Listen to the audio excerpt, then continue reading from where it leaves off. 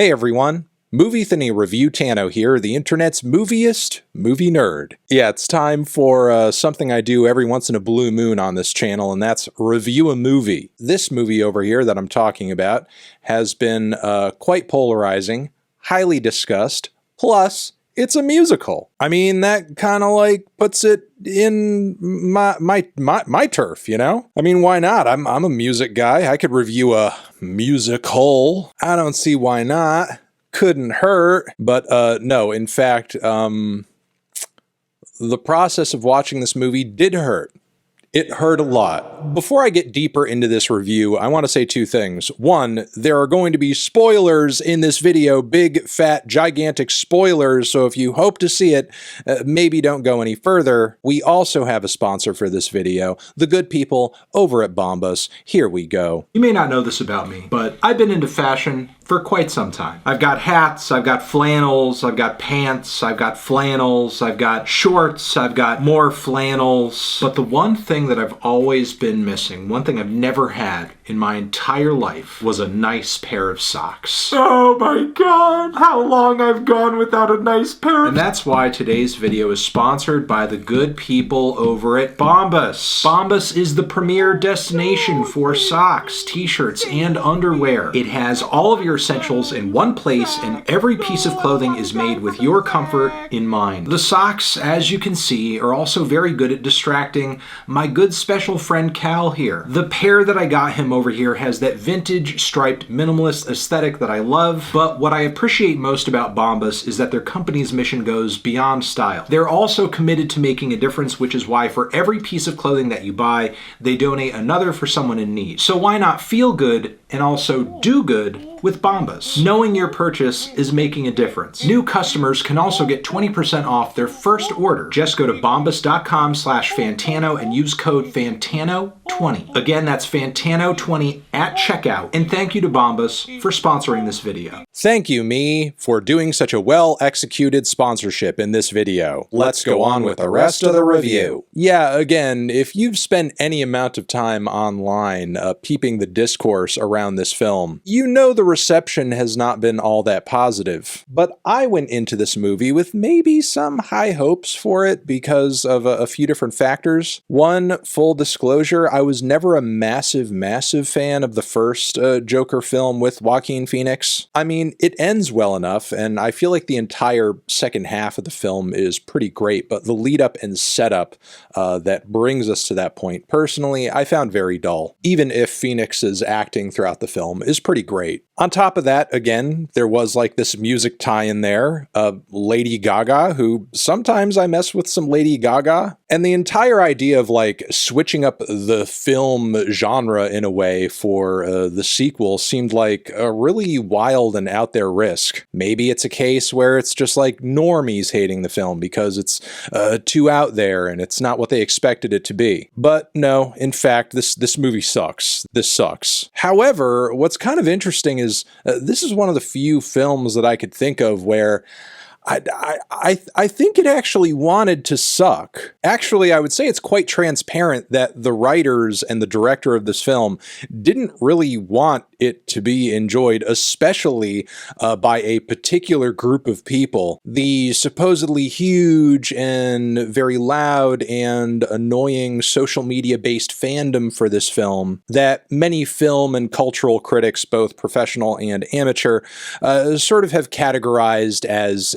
being lonely, sad, incel-type men. And to rewind a bit here and talk about this discourse around the first Joker movie, personally, I found it really annoying and kind of obnoxious on both sides of this coin because obviously I don't think the Joker movie was intended specifically to appeal to angry, sad incels. On top of it, deciding to not like or distance yourself from or negatively review a movie because of the crowd of people that it might appeal to, it's frankly just kind of whack and a really shitty way to interact with art, because there are tons and tons and tons of films and pieces of popular media that have been adhered to by people with less than good political intentions or heinous ideologies. Am I supposed to, like, ignore every single one of them? Avoid them completely out of fear of what? Like, if I watch the Joker movie enough times, is it going to turn me into an incel? Like, what exactly are we afraid of here? Because, again,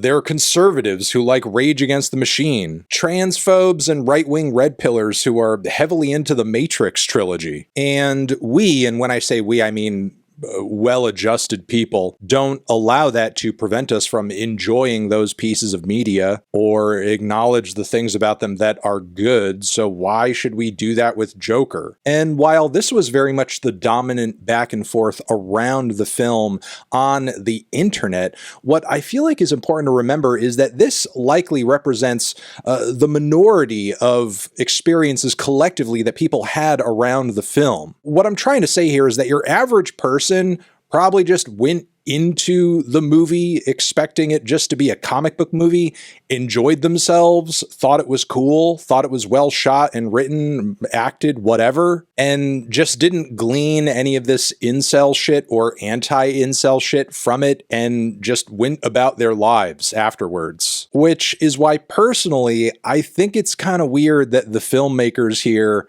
would base almost the entire creative process of this sequel around that discourse, because quite transparently, that's what Folie à Deux is. Pretty much everything about the film is designed to piss this incel audience off, or piss off anybody who just doesn't want to have this discourse projected onto them from the storyline, which I will quickly spoil right now, because it's really basic, drawn out, and this movie, by the way, did not need to be 2 fucking hours. You could have easily told this story in one.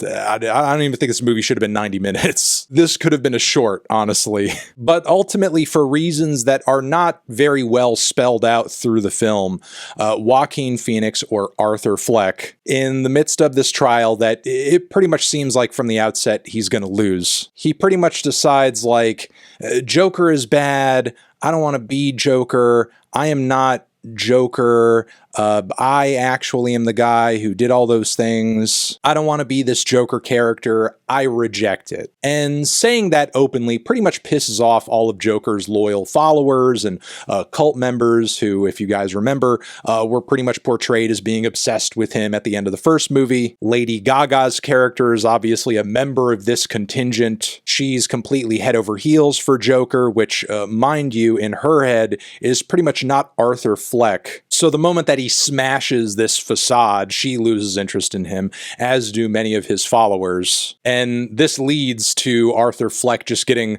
unceremoniously fucking shivved in the stomach at the end of the movie, at the end of 2 goddamn hours, and then he just bleeds out and dies. And again, it's made very, very clear that all of these people obsessed with Joker are supposed to be the exact incel weirdo types that everybody's talking about being obsessed with this movie. So again, it becomes clear this entire film just exists to look that group of people directly in the eye and say, fuck you. Which, honestly, is kind of obnoxious, because with something as huge and as big budget and as far-reaching as a film, there's not really a way to do that surgically, because you're inadvertently also saying fuck you to all of just the regular normal-ass people that wanted to see a cool Joker movie. And look, I think there may have been potentially interesting and creative ways of addressing this supposed incel obsession with the first film. And sure, maybe even playing it out in a way where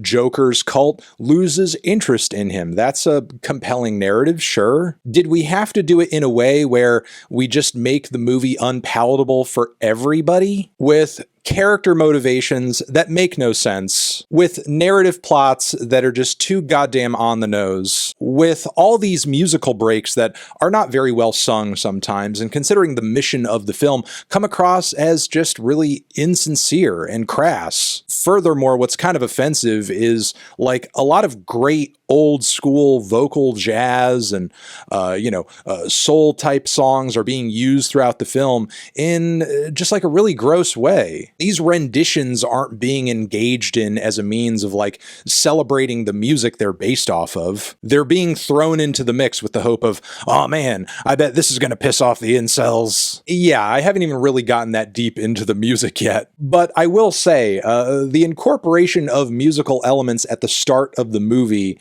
is actually okay and low-key makes sense. These breaks throughout the film are kind of portrayed as being a part of Arthur Fleck's psychosis, and it sort of seems like a thing that he's experiencing, but the world around him isn't. It's mostly just in his head, and it's only people who are as crazy as him, like Lady Gaga, who are in on the Joker fantasy, that sort of seem to be in it with him. But these musical numbers really start to get very tacky and go completely off the rails, to the point where we're getting a musical number where they're doing like a Sonny and Cher bit, and then another one where they're trying to do like a big, almost like soul rock spiritual number with Lady Gaga on the keys, and she's doing her best tacky ass soul singer performance. And then Joaquin Phoenix, who is mysteriously not singing all that much during this number, decides to do a fucking tap dance. So yeah, again, with the way the film starts, it kind of seems like there is some merit to going in a musical direction with it, but then as we move further into the film, these musical bits become less and less impressive, and ultimately the entire movie turns into like a shitty theater kid version of La La Land. But yeah, sadly, the whole musical angle of this film is frankly just an abuse of the format, because again, it's not pulled off very well. Ultimately, it all just serves to make a film that its creators are very well aware is not good. Because if it was, I don't think the movie would be packed with so many bad self-references, audaciously stupid scene ideas, and offensively cliched characters. Like, Lady Gaga's character is essentially just the manic pixie dream girl turned up to 11 in the most obnoxious and unlikable way possible. Also, of course, one of the main guards at the prison in the movie, who we see all the time, is Irish. Oh, Arthur, do you have a joke for us today? Like, what the fuck is it with Hollywood just portraying cops and guards as Irish constantly? There's also a part where Lady Gaga or Harley Quinn puts Joker makeup on Arthur Fleck's face and then has him fuck her. Yeah, and you watch the whole sex scene. He essentially gets like 6 thrusts in and comes. I'll leave this review by saying, jazz didn't deserve this. Why'd you guys do jazz like this? Jazz, musicals, the whole institution of musical theater did not deserve this. They really did the whole genre wrong, and I feel bad for anybody who has very little or no experience with musicals, who might have this be like their first time with one. You might actually get the impression that they suck and that they're annoying and that they might be out to low-key piss off the audience of people watching them. When, no, that is not the case. There are a lot of amazing, sincere, well-executed musicals out there, and look, I'm not even a big musical guy, and yet I could see very clearly how badly this film was going about executing this format. But yeah, Joker, Folly Ado, this movie sucked. Kind of seemed like that was the point, so good job making a movie that nobody wants. You totally nailed it.